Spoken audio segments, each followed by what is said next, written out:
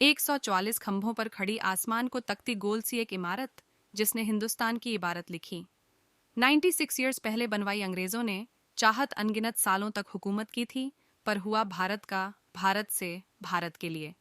जहां भगत सिंह ने बहरे कानों को सुनाने के लिए धमाके किए, जहां आधी रात को नेहरू का ट्रिस्ट विद डेस्टिनी यानी नियति से साक्षात्कार गूंजा, जहां संविधान की हर आयतों के लिए दिनों दिन बहसें हुईं, जहां शास्त्री ने लोगों से एक वक्त का खाना छोड़ देने को कहा, जहां इंदिरा ने पाकिस्तानी सेना के घुटने टेकने की खबर सुनाई और जहां अटल ने कहा, मैं ऐसी सत्ता को चिमटे से भी छूना पसंद नहीं करूंगा।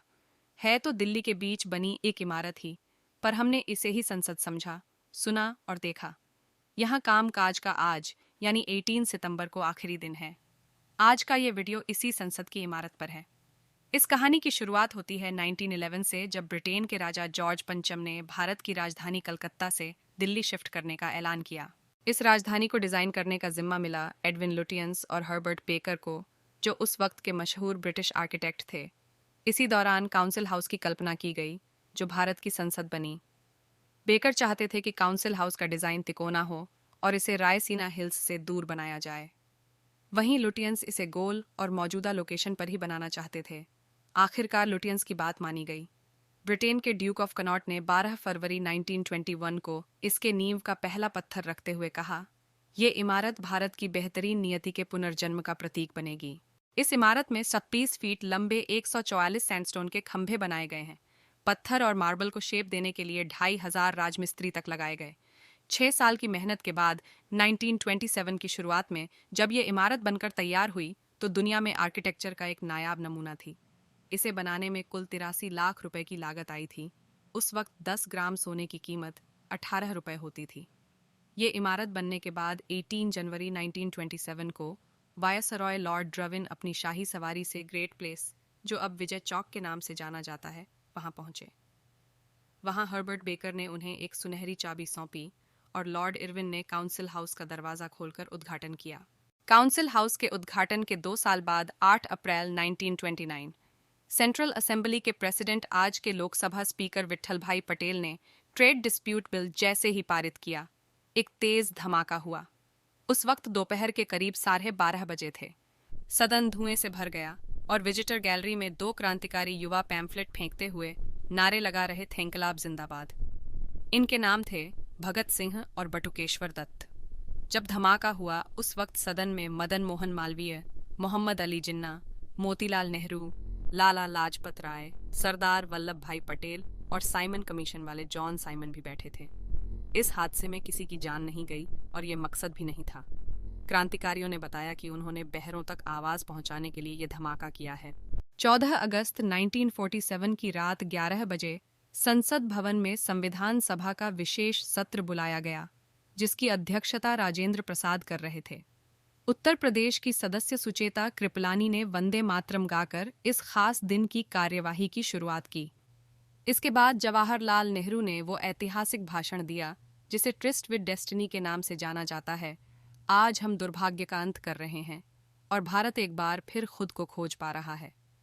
आज हम जिस उपलब्धि का उत्सव मना रहे हैं, वो महज एक कदम है नए अवसरों के खुलने का।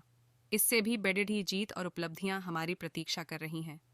महात्मा गांधी की हत्या के बाद इसी संसद में नेहरू ने कहा था, एक गौरव चला गया, एक सूरज जिसने हमें रोशनी और गर्माहट दी अब डूब गया है और हम अंधकार और ठंड में कांप रहे हैं। 1965 में भारत और पाकिस्तान के बीच जंग छिड़ी थी। अमेरिकी राष्ट्रपति लिंडन जॉनसन ने शास्त्री को धमकी दी कि अगर लड़ाई बंद नहीं की तो आपको जो लाल गेहूं भेजते हैं उसे बंद कर देंगे। उस वक्त भारत गेहूं के उत्पादन में आत्मनिर्भर नहीं था।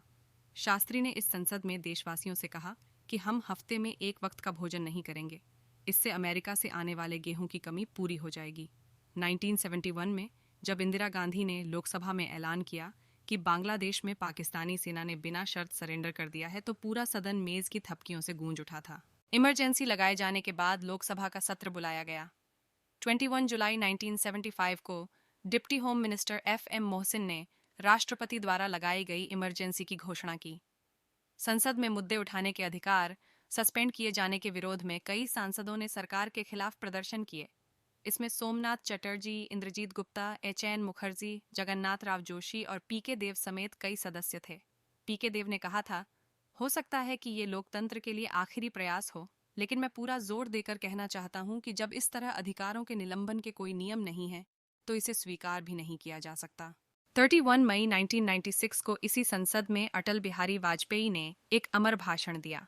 उनकी सरकार के खिलाफ अविश्वास प्रस्ताव लाया गया था। उन्होंने संख्या बल कम होने की बात कही और राष्ट्रपति को इस्तीफा सौंप दिया। इस दौरान उन्होंने कहा, मैं 40 साल से इस सदन का सदस्य हूँ। सदस्यों ने मेरा व्यवहार देखा, मेरा आचरण देखा, लेकिन पार्टी तोड़कर सत्ता के लिए नया गठबंधन करके अगर सत्ता हाथ में आती है तो मैं ऐसी सत्ता को चिमटे से भी छूना पसंद नहीं करूंगा।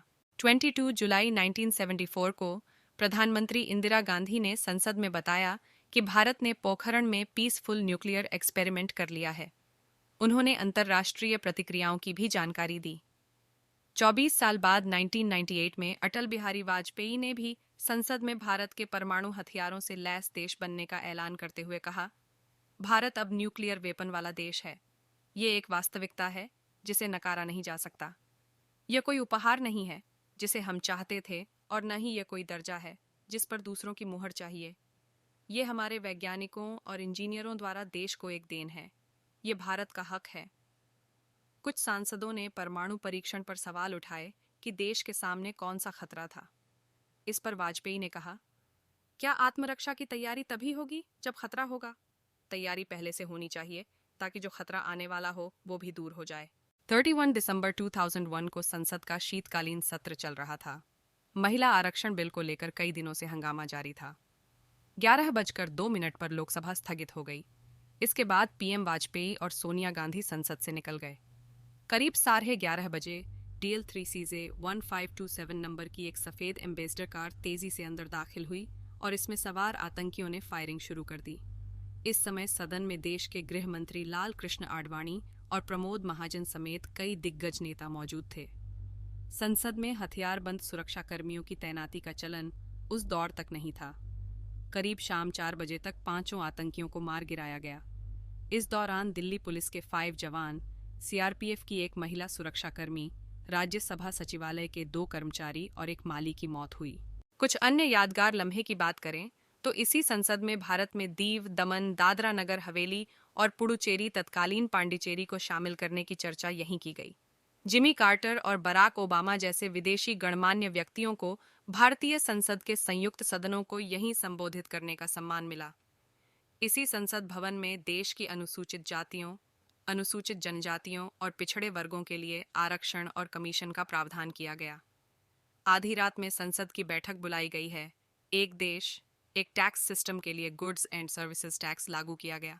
कश्मीर को विशेष दर्जा देने वाले संविधान के अनुच्छेद 370 और 35A को निरस्त करने जैसी महत्वपूर्ण घटनाएं भी इसी इमारत में हुई हैं। पहली लोकसभा में 35 साल या उससे कम उम्र के सांसदों की संख्या 81 थी, जो मौजूदा लोकसभा में घटकर महज 21 रह गई है, यानी 70 सालों में युवा सांसद घटे हैं। साल 1956 में लोकसभा की 151 बैठकें हुई थीं। ये इतिहास में सबसे ज्यादा हैं। सबसे कम बैठकें 2020 में महज 33 दिन हुई। पिछले 70 ईयर्स में लोकसभा की बैठकों के दिन घटते जा रहे हैं। 1951 में 17 करोड़ वोटर्स थे, जो 2019 चुनाव में बढ़कर 91 करोड़ पहुंच गए हैं। यानी पिछले 70 ईयर्स में वोटर्स की संख्या 6 गुना बढ़ी है। 1951 के चुनाव में 53 पार्टियों ने हिस्सा लिया था, जबकि 2019 के चुनाव में 673 पार्टियां शामिल हुईं, यानी 7 दशक में पार्टियों की संख्या करीब 12 गुना बढ़ी है।